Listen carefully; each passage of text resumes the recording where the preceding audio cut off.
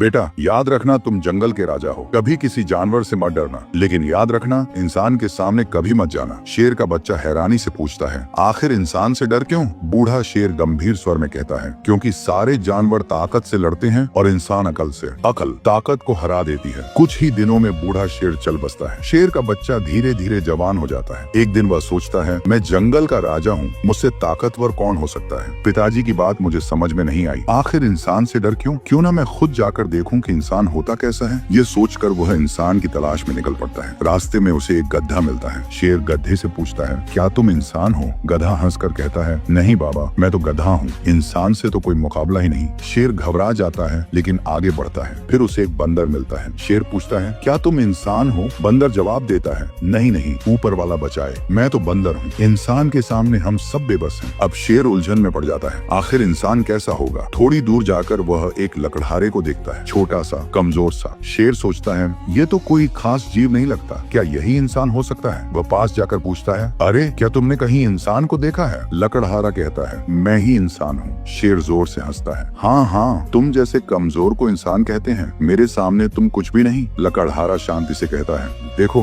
बात ताकत की नहीं, बुद्धि की होती है। तुम मुझे पहचानने में गलती कर रहे हो। शेर अचानक गुस्से से दहाड़ता है, नहीं, मैं मानने वाला नहीं। लकड़हारा कहता है, ठीक है, चलो किसी को बुलाते हैं जो फैसला करे, लेकिन तुम कहीं भाग न जाओ, इसलिए बेहतर होगा कि मैं तुम्हें रस्सी से बांध दूं। शेर घमंड से कहता है, हाँ हाँ, बांध दो, मुझे किससे डर। लकड़हारा उसे मजबूत रस्सी से अच्छी तरह बांध देता है और फिर डंडे से उसकी जमकर पिटाई करता है। शेर दर्द से हांफते हुए कहता है, अरे बस करो, तुम ही इंसान हो, अब मुझे समझ में आ गया।